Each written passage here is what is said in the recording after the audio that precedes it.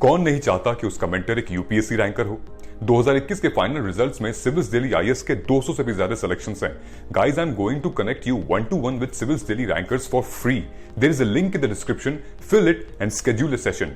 These ranker will prepare a timetable and a personalized plan for you. ये toppers आपको exactly वही बताएंगे कि कौन सी बुक फॉलो करनी है, कौन सा चैप्टर पढ़ना है। They will guide you in answer writing, mocks and accessing them. Don't miss this golden opportunity to get mentored by a ranker.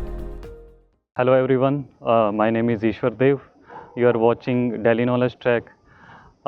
Recently I got 103 rank in JKPSC exam, and this was my first attempt, and I am 23 years old.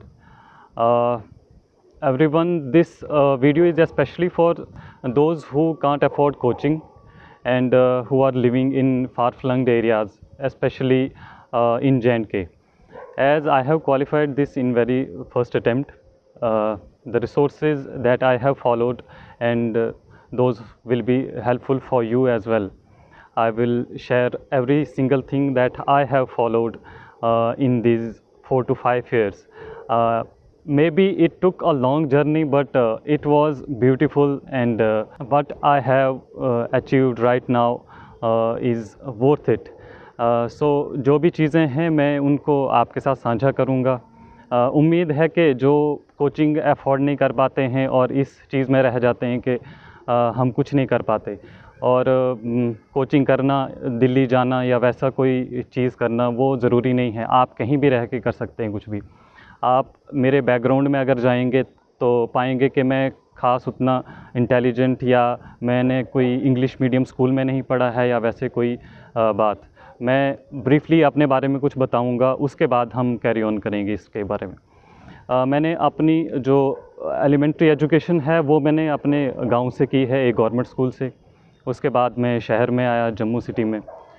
मैंने अपनी जो schooling उसके बाद 12th तक की, 8वीं के बाद वो मैंने जम्मू एक स्कूल से की जिसका नाम निट है। उसके बाद मैंने ग्रेजुएशन गवर्नमेंट मौलाना आज़ाद मेमोरियल कॉलेज जम्मू से की है, और दिसंबर 2020 में मैंने ग्रेजुएशन किया, और उसके बाद ये मेरा पहला प्रयास था, तो इसमें मुझे सफलता मिली। एक और चीज़ मैं आपको सबसे पहले कहना चाहूँगा कि जो Jammu Kashmir public service commission का जो सिलेबस है और यूपीएससी का सिलेबस है वो बिल्कुल सेम है, एक भी चीज़ उसमें वेरी नहीं करती है। सो जो जम्मू कश्मीर से है और यूपीएससी जो तैयारी कर रहे हैं, तो आप कह सकते हैं कि आप एक ही तीर से दो निशान लगा सकते हैं। तो रिसोर्सेज की बात करें तो सबसे पहले काफ़ी लोगों का कहना है कि हम ऐसे पे फोकस करेंगे, एथिक्स पे फोकस करेंगे, या उसके अलावा जो भी मेजर ऑप्शनल है। लेकिन मेरा ये मानना है कि आपको हर एक सब्जेक्ट पे फोकस करना बहुत ज़रूरी है। वो इस करके कि जब आपका मार्कशीट या आपका रिज़ल्ट आता है तो आपको अगर 10-15 नंबर से भी आप कहीं गिर जाते हैं, तो फिर आपको ये लगता है कि अगर हमने कहीं उस सब्जेक्ट में भी थोड़ा फोकस किया होता तो ज़रूरी था। हाँ, ये मानना है कि ऐसे और एथिक्स में थोड़ा एफर्ट कम डालना पड़ता है और आउटपुट आपको अच्छा मिल जाता है। लेकिन अगर आप उतना ही एफर्ट जीएस में डालते ही हैं, उन पे भी डालना ज़रूरी है। जैसे कि मैंने ऐसे में बुक्स रेफ़र की हैं, उसके बाद नोट्स रेफ़र किए हैं। उनके लिए एक मेरा सेल्फ प्रिपेयर्ड फॉर्मेट था, ताकि आपके पास जो एक फॉर्मेट रहता है उसको मैंने इंट्रोडक्शन, फिर उसके बाद जो पॉइंट्स हैं आपके रहते हैं अलग अलग डायमेंशंस में लेना है उसको, फिर उसका एक बैलेंस्ड पॉइंट ऑफ व्यू देना है, क्या शुड थिंग्स हो सकती हैं, क्या हम कर सकते हैं, किस तरीके से अप्रोच करना है ऐसे को। एक प्री प्रिपेयर्ड फॉर्मेट बना के रखें ऐसे के लिए, ताकि जब आप कोई भी ऐसे आप टैकल कर सकें। 4 ऐसे हमें जब मिलते हैं तो एक मोस्ट प्रोबेबली एक फ़िलोसफिकल होता है और दूसरा जो नॉर्मल टॉपिक्स होते हैं जो जीएस में हम कवर करते हैं। आपको दोनों के लिए प्रिपेयर करना है। उसमें ये रहता है कि आप एक अगर फॉर्मेट बना के रख देंगे तो आप कोई भी टॉपिक अगर आपको मिल जाएगा तो आपको सिर्फ फिल इन द ब्लैंक करना है। उसमें आपने इतना नॉलेज एक्वायर कर लिया होता है जीएस पढ़ने के बाद, तो ओबियस है कि आप उसमें अच्छा कर पाएंगे। सो मेरा सबसे ज़्यादा फोकस यही रहेगा कि आप एसए को बहुत फोकस करें। जितना आप एफर्ट उसमें डाल रहे हैं अपने जीएस के सब्जेक्ट्स में, उतना ही एसए पे भी डालें और उसमें अच्छे मार्क्स एक्वायर किए जा सकते हैं। उसके बाद GS1 के जो रिसोर्सेज हैं, रिसोर्सेज को सबसे पहले बहुत लिमिटेड रखना है। बहुत सारे टॉपर्स भी बोलते हैं लिमिटेड रखना है, लेकिन हम रख नहीं पाते हैं क्योंकि हम जब टेस्ट सीरीज़ वगैरह लगाते हैं तो उसमें हमें नंबर कम आने की वजह से हम फिर रिसोर्सेज़ को फॉलो करना शुरू कर देते हैं। लेकिन वैसे नहीं करना है। आपके जो रिसोर्सेज़ हैं, जैसे हिस्ट्री के लिए आप पढ़ते हैं, मैंने भी पहले बहुत रिसोर्सेज़ को फॉलो किया, जैसे एंशेंट के लिए जो ओल्ड एनसीईआरटीज़ हैं वो पढ़ी, मेडिवल वगैरह वो सारा, मॉडर्न के लिए स्पेक्ट्रम जो यूजुअल लोग पढ़ते हैं, बिपिन चंद्रा भी पढ़ी।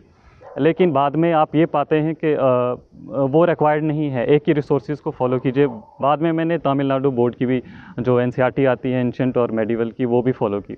लेकिन एट द एंड यही समझ में आता है कि रिसोर्सेज़ को बहुत लिमिटेड रखना है, वही आप याद भी कर पाते हैं। उसके बाद GS1 में ज्योग्राफ़ी आता है। ज्योग्राफ़ी के लिए जो एनसीईआरटीज़ हैं वो सफिशेंट हैं, उसके अलावा आपको बाहर जाने की कोई ज़रूरत नहीं है। उसमें मैपिंग बहुत ज़रूरी है, मैप को फॉलो कीजिए फ्रॉम द डे वन जो ज्योग्राफ़ी का है। उसके बाद सोसाइटी का पार्ट, विजन IAS जो है उसमें जो वो कंपाइलेशन प्रोवाइड करते हैं मेंस के लिए, वो सफिशेंट है। जो ये छोटे छोटे टॉपिक्स हैं, जैसे आप बात करेंगे GS3 में सिक्योरिटी की, disaster management, science and tech, ये विजन बहुत अच्छे तरीके से कवर करता है। उसके अलावा फिर GS1 में दूसरे सब्जेक्ट्स आ जाते हैं, art and culture. Art and culture के लिए भी बच्चे जो हैं वो डिलेमा में रहते हैं कि नितिन सिंघानिया को फॉलो करें या फ़ाइन आर्ट्स को, या फ़ाइन आर्ट्स सफिशेंट है या नहीं। तो मेरा ये मानना है कि आर्ट एंड कल्चर को आपको एनसीईआरटी जब आप पढ़ते हैं तो उसमें से कवर हो जाता है, और फ़ाइन आर्ट्स की जब आप पढ़ेंगे तो उसमें बहुत ब्यूटीफुली एक्सप्लेन किया है, पेंटिंग्स कैसे हैं, अच्छी हैं, कैसे हैं, फ्रॉम द वेरी बिगनिंग करके। तो फिर मेरे हिसाब से आपको फ़ाइन आर्ट्स की बुक ही फॉलो करनी चाहिए। नितिन सिंघानिया वो बहुत बल्कि मटेरियल हो जाता है। उसके बाद GS2 में पॉलिटिकल साइंस जो है उसमें एनसीईआरटीज़ पढ़ना भी ज़रूरी है। और लक्ष्मीकांत तो एक वेल नोन बुक है, वो तो हर एक इंसान पढ़ता है, इधर जो आप PSC के लिए ट्राई कर रहे हैं या किसी और सब्जेक्ट के लिए, तो वो रिक्वायर्ड है, मस्ट है।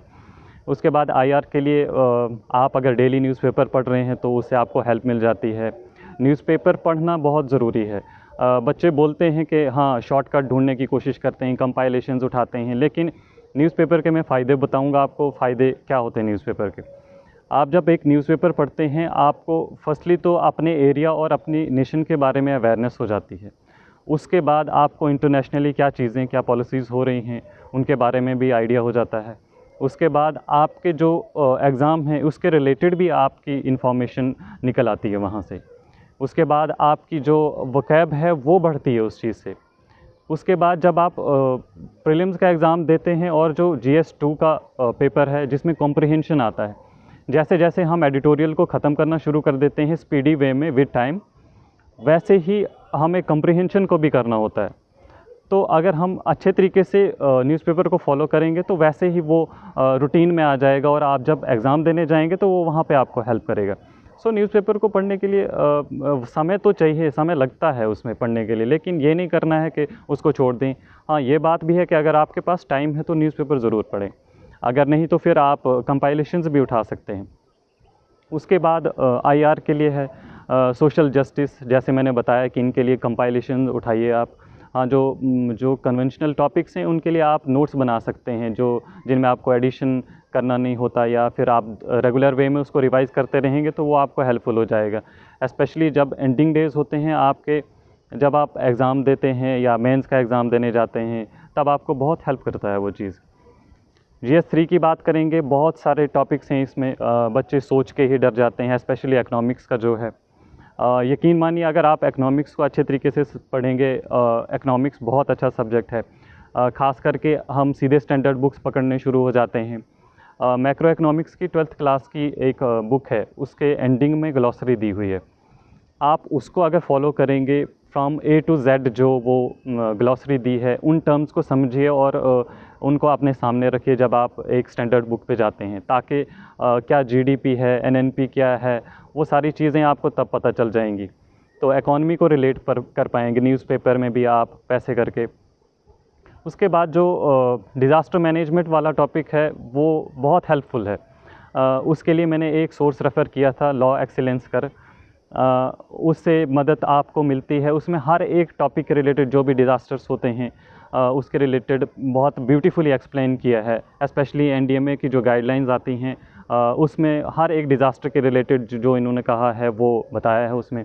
वो आपको GS2 में ज्योग्राफी में भी हेल्प करेगा, GS4 में जब आप केस स्टडीज सॉल्व करते हो तब आपको हेल्प करेगा, GS3 में तो करेगा ही। सो उन चीज़ों के लिए आपको ये जो मैंने कंपाइलेशन बताई वो आप फॉलो कर सकते हैं, या कोई और सोर्स।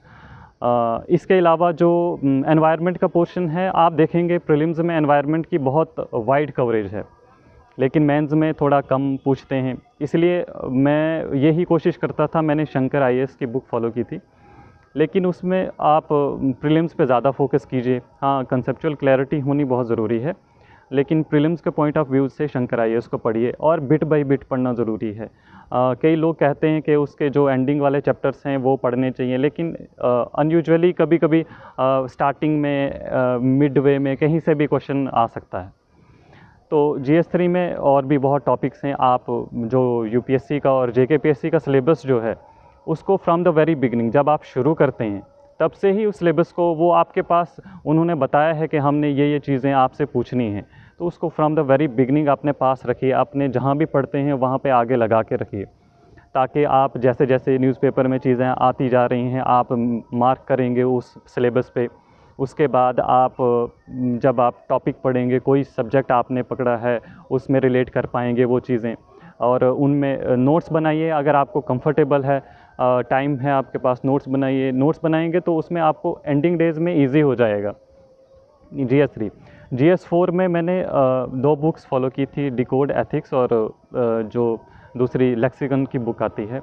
लेकिन दोनों में डिफरेंस ये है कि लेक्सिकन की बुक में उसमें भी एक ग्लॉसरी दी हुई है जो बहुत इंपॉर्टेंट है। एथिक्स में ग्लॉसरी बहुत ज़रूरी है। उसमें टर्म्स अगर आप देखेंगे कि हाँ ये टर्म क्या कह रही है, मोरालिटी क्या होता है, अकाउंटेबिलिटी क्या होता है, ट्रांसपेरेंसी क्या है, ऑनेस्टी क्या है, एक्चुअल में इंटीग्रिटी क्या है, वो चीज़ों में आप रूबरू हो जाएंगे उस चीज़ से जब, तो तब आपको पता चलेगा जब कोई क्वेश्चन आ गया तो उसको कैसे टैकल करेंगे।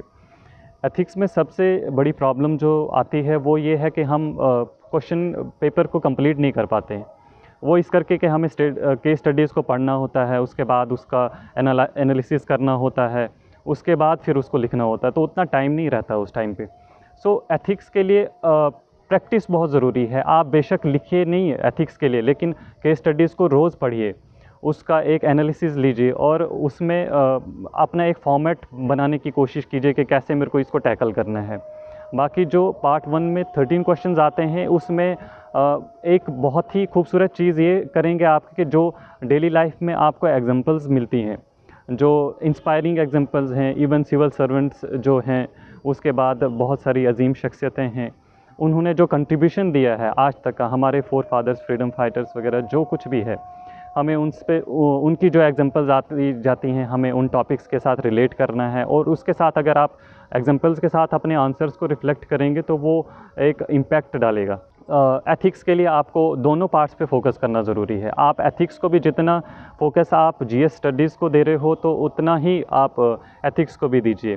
बुक्स पढ़ना ज़रूरी नहीं है, लेकिन हाँ एग्जांपल्स वगैरह जो हैं वो उनको कलेक्ट करना शुरू कर दीजिए फ्रॉम द वेरी बिगनिंग। तो this was all about GS। उसके बाद मैं एक चीज़ पे बहुत फोकस करना चाहूँगा, वो है आंसर राइटिंग। देखिए हम प्रीलिम्स तो एक बेशक एक हर्डल है, लेकिन प्रीलिम्स अगर आप पढ़ेंगे तो वो एक क्वालिफाइंग नेचर ही है। बैटल कहाँ पे है, वो मेंस में है। आप कैसे लिखेंगे, आप जब पेपर देने जाएंगे तो वहाँ पे पाएंगे ये चीज़ के आपके पास टाइम का बहुत लैक होता है। आपको अपने आंसर को 7-10 मिनट में रिफ़्लेक्ट करना होता है, आप क्या सोचते हैं एक चीज़ के बारे में। वहाँ पे आपके आंसर राइटिंग स्किल्स आते हैं, और 7 से 8 क्वेश्चन आपको पर पेपर में नहीं आते हैं, किसी को भी नहीं आते हैं, इवन टॉपर्स को भी 4-5 क्वेश्चन नहीं आते हैं। वहाँ पे आपके आंसर राइटिंग स्किल काम आता है।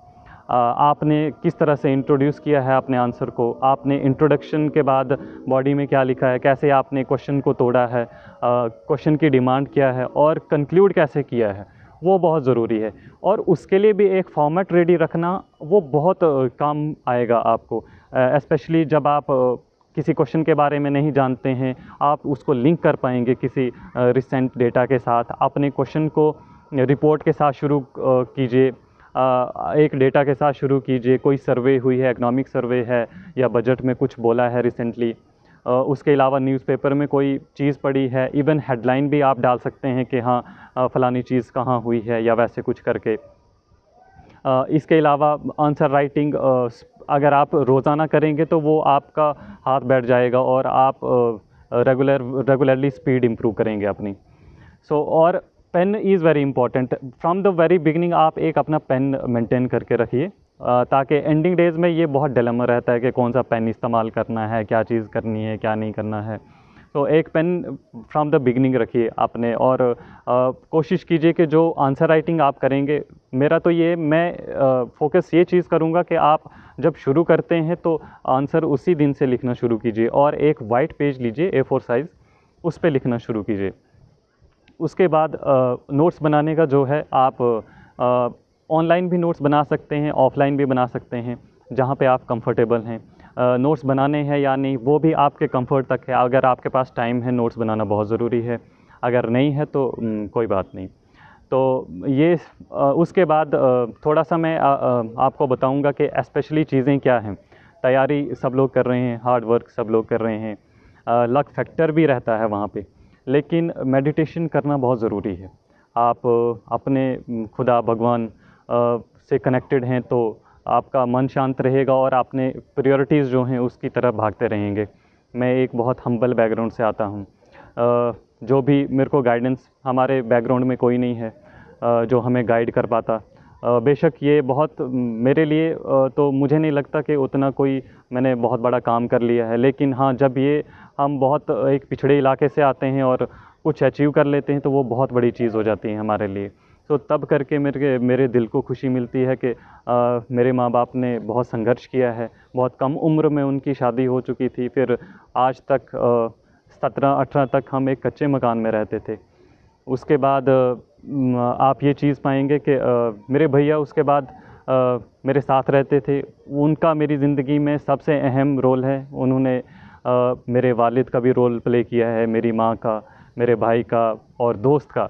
मेरे बहुत लिमिटेड दोस्त थे तो उन्होंने मेरे को उस चीज़ की कमी महसूस नहीं करवाई कभी भी। फैमिलीज़ का रोल बहुत ज़रूरी है। आप फैमिली के साथ कनेक्टेड रहें ताकि आपको वो रेगुलरली बूस्ट करते रहें, उससे आपका टाइम भी वेस्ट नहीं होगा और आप रिफ़्रेश भी हो जाएंगे। कौन नहीं चाहता कि उसका मेंटर एक यूपीएससी रैंकर हो। 2021 के फाइनल रिजल्ट्स में सिविल्स दिल्ली आईएएस के 200 से भी ज्यादा सिलेक्शंस हैं। Guys, I am going to connect you 1-to-1 with civils Delhi rankers for free. There is a link in the description, fill it and schedule a session. These ranker will prepare a timetable and a personalized plan for you. ये toppers आपको exactly वही बताएंगे कि कौन सी book follow करनी है, कौन सा चैप्टर पढ़ना है। They will guide you in answer writing, mocks and accessing them. Don't miss this golden opportunity to get mentored by a ranker. Social media का यूज़ लिमिटेड वे में करना है, एक इफ़ेक्टिव वे में। आप अपने जो रिसोर्सेज हैं, जैसे डेली नॉलेज ट्रैक, इसने फ्रॉम द वेरी बिगनिंग मैंने यहीं से शुरुआत की थी। टॉपर्स के वो देखना कौन से रिसोर्सेज उन्होंने फॉलो किए हैं। ये एक बहुत अच्छा प्लेटफॉर्म है। आपको यहाँ से हर एक सिंगल टॉपिक के बारे में आपको जानकारी मिल जाएगी। अपने रिसोर्सेज को बहुत लिमिटेड रखिए और यही कहना है कि अगर एक मज़दूर का और एक हैंडीकैप्ड का बच्चा अगर कुछ कर सकता है तो उम्मीद रखिए आप भी अपनी जो गोल है उसमें लगे रहिए और ज़रूर एक ना एक दिन आप भी कुछ कर जाएंगे। अपने आप पे विश्वास रखना, अपने खुदा भगवान पे विश्वास रखना बहुत ज़रूरी है। बाकी thank you for watching me on daily knowledge track.